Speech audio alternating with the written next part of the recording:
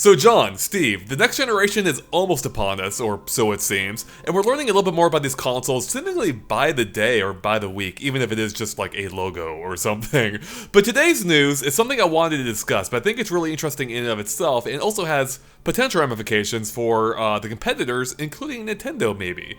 So this comes to us by way of MCV, who interviewed the head of Microsoft's internal development teams at Xbox Game Studios, Matt Booty, who basically said that the games for the upcoming Xbox Series X will be cross-compatible with the current generation of Xbox. So he specifically says, as our content comes out over the next year, 2 years, all of our games, sort of like PC, will play up and down that family of devices. We want to make sure that if someone invests in Xbox between now and Series X, that they feel like they made a good investment and that we're committed to them with content.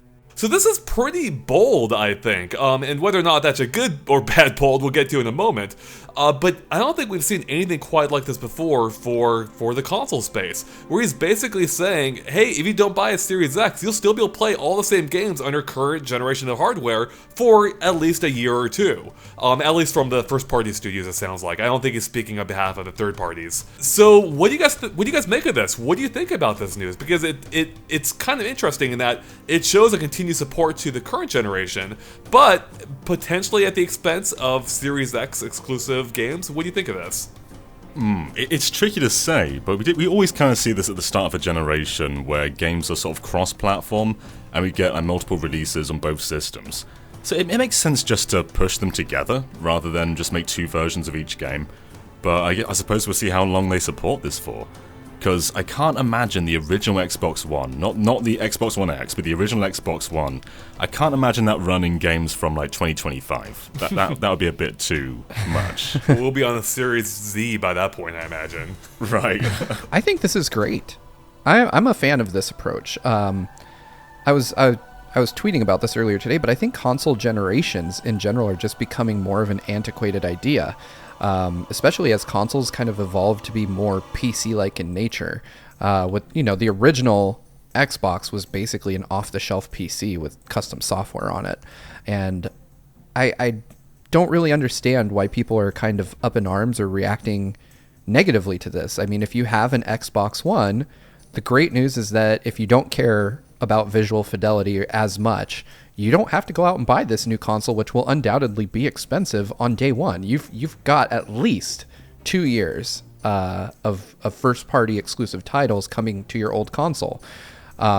So I think it's a net positive for people. If you're upset about this, I have to ask, why would you be, I think the fear is, Steve, is that they won't be making the best use or as much use of the Series X as possible. I think they fear that what some, I think, would argue has happened to the PC space, where games are being designed for the lowest common denominator oftentimes, specifically gaming consoles, and then those get ported to the PC with, minimal enhancements. Yeah, they run a little bit better, but they're still...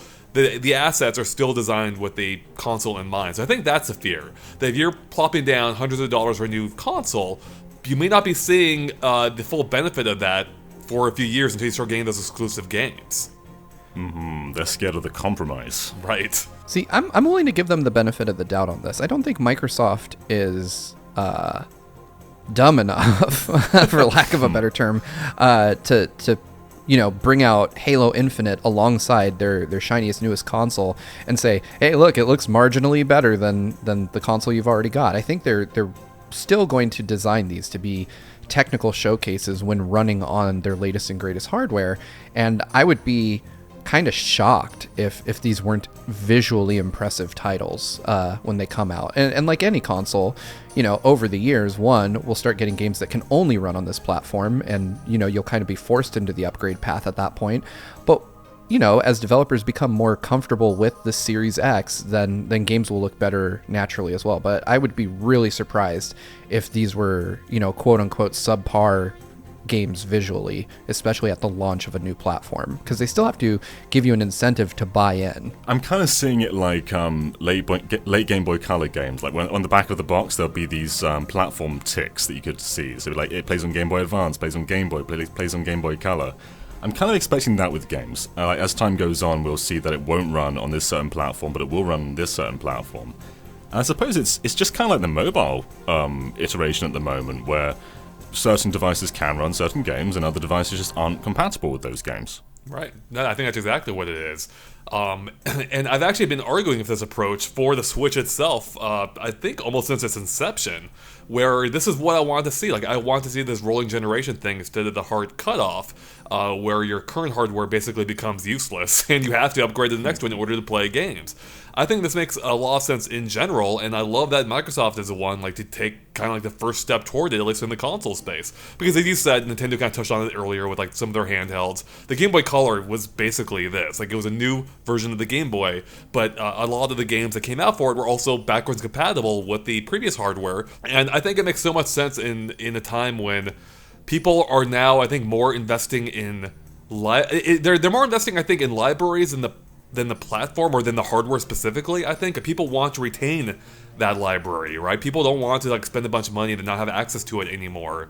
And I think that's kind of what we've seen in the mobile space, as you're saying. Yeah, some games do get phased out over time, but on the whole, like if you buy a game, odds are on your iPhone, you'll be able to play that on next year's iPhone and the one after that for at least some number of years, which they seem to be promising here, at least with this 2-year span. Right. I don't know if I actually expect this out of PlayStation. I expect the PlayStation 5 will have multiple iterations, but I don't think PlayStation 5 games will work on PlayStation 4. I suppose we'll see if it does, but I feel like Microsoft has the most, well, I guess the least to lose here, because their Xbox One was it was a success, but it wasn't like a major success. And they're kind of making Xbox into more of an overall platform rather than a single device now. Hence we've the got series. xCloud. Yeah, I've got the series, we've got xCloud. There's so many different variations of Xbox. There's even Xbox games on Switch right now. Right. It makes sense that they're doing this, I feel. This is just what they've been like laying the groundwork for all the last couple of years. Yeah, I mean, especially, as you were saying, right, their whole point now is almost to get off like the hardware focus entirely. I mean, not entirely, but to like decentralize themselves, where you no longer just need an Xbox specifically or a specific piece of hardware to play their games. As you were saying with xCloud and Game Pass, and of course there have been rumblings that it may be coming to Switch. Who knows whether or not they'll come to fruition, but the point is Microsoft has been turning more into a service than a hardware-based company, and as you were also saying, they're the ones with the least to lose at this point, and possibly the most to gain. So it makes complete sense for them to go this route, and as you were also saying, as we've kind of seen from Sony, they're kind of gone back to like their stubborn, like their historically stubborn ways as market leader, and as you were saying, I don't think we'll see the same from them, because what they're doing now is working for them in the moment, but that could come back to bite them in the future. And I think it might be. Like, it is a risk for Microsoft, potentially, although this isn't really that big of a risk, I think. But yeah, it will be interesting to see how things shake out here. It's a massive selling point, if anything. I feel like if you buy one Xbox, you are content for a long time. Whereas with the PlayStation 5, you maybe might feel the incentive to like keep buying those iterations, because I guess maybe games will start like looking outdated after a while, whereas it seems like they're properly supporting previous Xbox systems here, which I think as someone like buying into their platform, that could be quite exciting. Right. I really like Microsoft's approach here, and I agree, Andre. I think that we're going to see a stark difference between Sony and Microsoft strategically in this generation. Like you said, Sony seems to still be staying true to the traditional console release model. And honestly, I think that's going to hurt them this generation, because from everything we know of both the PlayStation 5 and the Xbox Series X, they sound to be very similar, much in the same way that internally the Xbox One and the PS4 are kind of similar. They're both focusing on SSDs for reduced load times. They both have upgraded internals, both supplied by the same vendor. They're PCs. They're basically PCs. Yeah, more or less. exactly. and I think where you start to differentiate, if the hardware is so similar, is in the services you offer. Services and and if Sony's games. going to, if Sony's going to stay true to exactly how they've been doing business, I feel like consumers are kind of starting to expect more from platform holders in general. I think so. Yeah, I don't think we've seen a platform holder dominate for more than 2 generations in a row. I think just because they just get stuck in their ways. One quite exciting thing going into this generation compared to the last generation is I feel like PS4 and Xbox One didn't really find their footing until maybe a year or 2 years in. Whereas with Series X and whatever and the PlayStation 5, we're going to assume that they're all going to be backwards compatible. And I think they've outright said this. So you can play all those 360 games, all those Xbox One games, and every Microsoft Game Studios game in development right now is going to be for this next platform as well. So this is just going to be a much more rapid introduction to the next generation, which is that's just a great thing, I feel. I want to try and bring in a voice from the negative side, but I'm just not really seeing the negative side. It all just kind of seems positive to me. Right. And Andre, further to your point, like I'm not sure that people are as concerned with graphics as they were in the past. Have you on GameFAQs recently? I've never checked GameFAQs. I've never really. I don't feel like people are dying to see visual upgrades as much, like, or at least that segment of the community isn't as vocal as they have been in previous generations. Mm-hmm. And like you said, The Last of Us 2, there are games coming out that are still just incredible technical feats. Like, typically towards the end of a generation, I would start to feel, like, okay, here's where people can improve, and I don't really have notes like that this go around. I'm not really waiting for the next big graphics tech change. Like they talk about ray tracing, but I still haven't seen anything really compelling where I'm mind blown by what ray tracing achieves visually. One of the most impressive looking games recently was Luigi's Mansion 3 on the Switch. So, yeah. Yeah. But load times are a huge thing, though. Like, The Witcher 3 takes a while to boot up, it takes a while to quick travel. Bloodborne, every single time you die, you have to sit through like a 15-20 second loading screen. Oh, man. It's going to be so refreshing just to zip through instantly. Yeah, that is something I'm really looking forward to. Getting back to the days of low to no load times would be very nice. And that is something that the Switch even suffers with a little bit. Like Breath of the Wild takes a while to start up. Like you mentioned, fast travel takes a minute. Is that why it's called Breath of the Wild? Good Lord. Why? Why? You knew what you signed up for when you started working here, Steve. It is in my contract. The load times are really the one major thing. Yeah. So I think Microsoft and Sony are doing right messaging that that's their focus. Mm-hmm. But I still kind of want to see something a bigger generational leap. But I do agree that this strategy is really hard to poke holes in. Giving more people access to games is never a bad thing. It improves your online communities, assuming that you can play together. Good point. It gives you the ability to not have to upgrade. It's weird because console generations are typically a very anti-consumer friendly kind of thing. It's hey, here's a new console. Your old console is garbage now. Give us $500 more to play for 5 more years. That's exactly it. From day one, like your console's basically a depreciating purchase. Like its value lessens by the day because there's basically a lifespan on it. Like there's a point where it'll become worthless effectively besides the back catalog. So if you buy into a console later, like the later you buy into a generation, the less value proposition it holds in terms of like getting games over a period of time. So this kind of resolves that. This kind of like makes it less of an issue. It doesn't resolve it completely. There will be some point it will be phased out entirely, of course, which they even basically say as such here. But it does. It like for instance, I don't have an Xbox or PS4 right now, and I've been holding off for the next generation. Like we're only a year and a half away. Why would I invest in a current console now? But knowing this, if I were closer to the tipping point, maybe I'd buy in now, knowing that the Halo Infinite and the other Xbox games would work on my current generation of hardware. I might consider that at that point. Mm-hmm. So would you say to someone, like, it's fine just to buy a regular Xbox One to play Halo Infinite, you don't need to get the Series X? Or would you still say, you probably should get the Series X, though? I mean, I guess we need to know more for sure, but I mean, at this point, like, if I'm talking to someone, odds are that they're aligned with my thought process, which means I'll probably recommend waiting for the Series X. You want the best, right? So it doesn't totally resolve the issue, but I think we're addressing more of a casual market at this point. And I like the idea that someone who's just, like, say my dad, for instance, right? I got him a PS4 last year for Father's Day, I think. And I love now that, like, that's not, or it may be.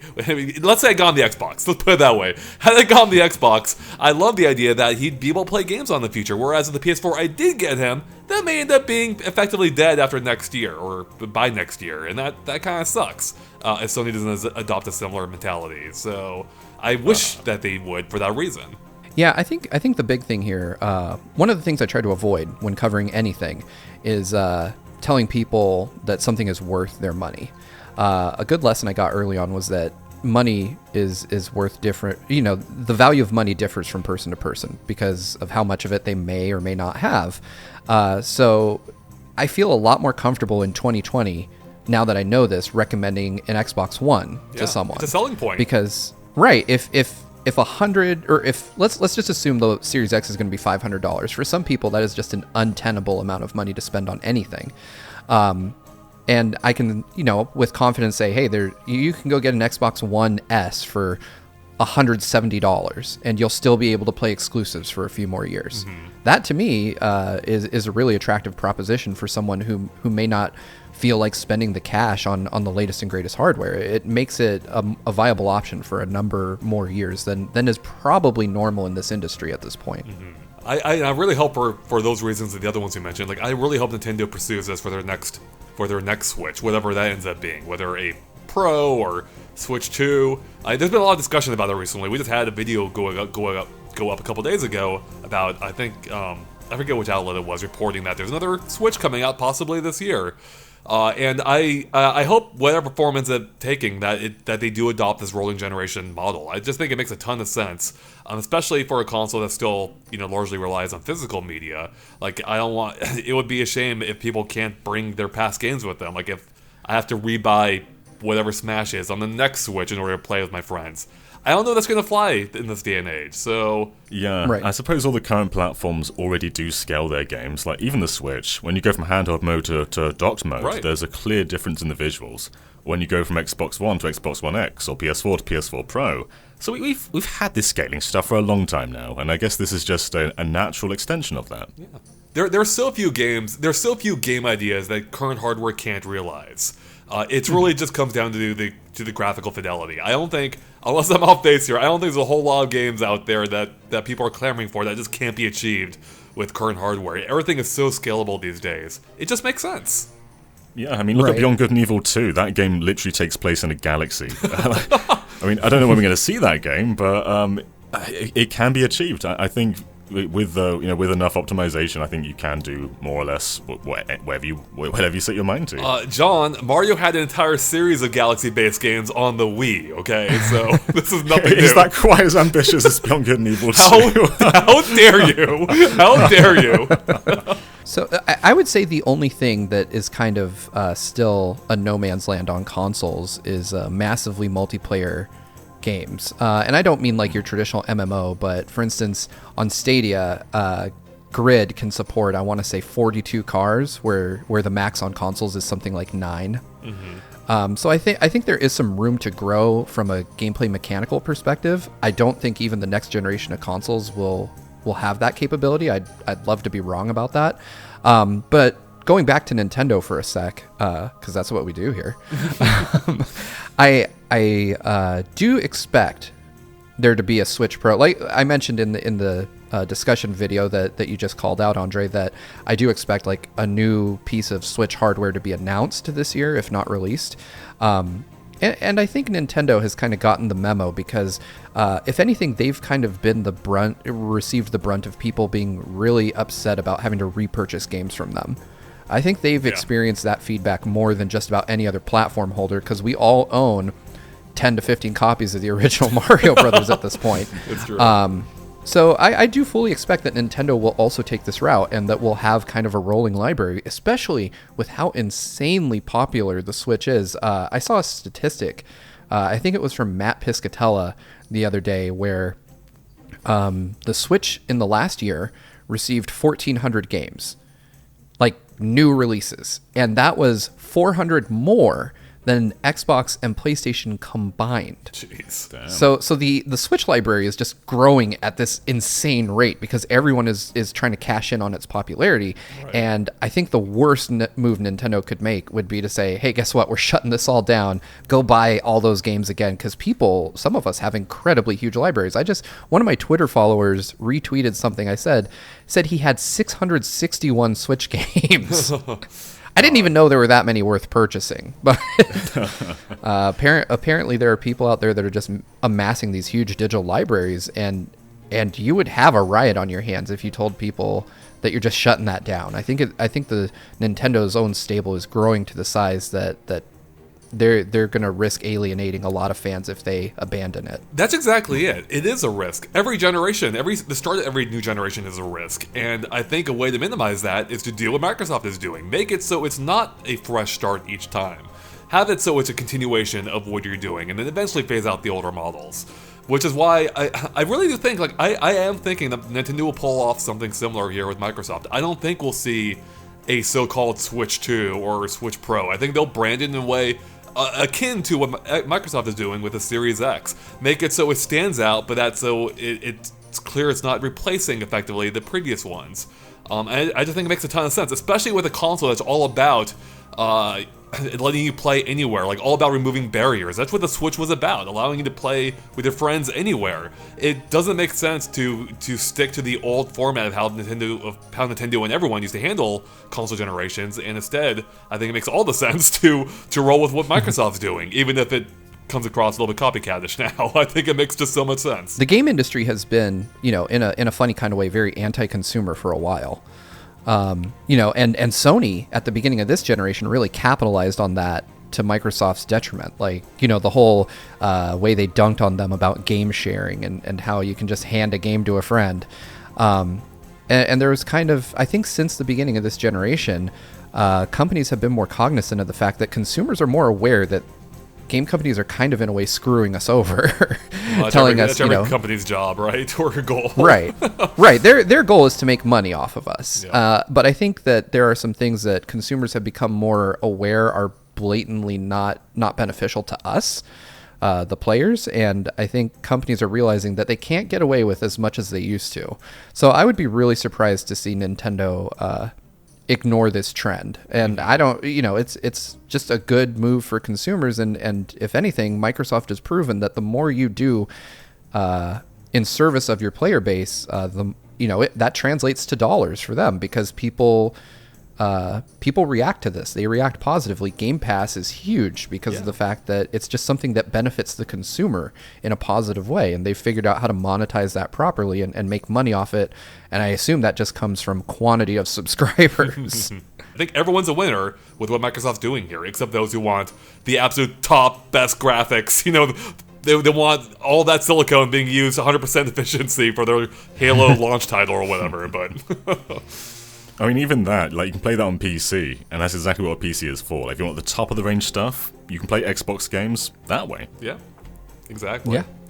Well, I think that about wraps up for us here, so thanks for watching. Let us know what you think of our discussion in the comments below, and what your take on Microsoft's rolling generational support is.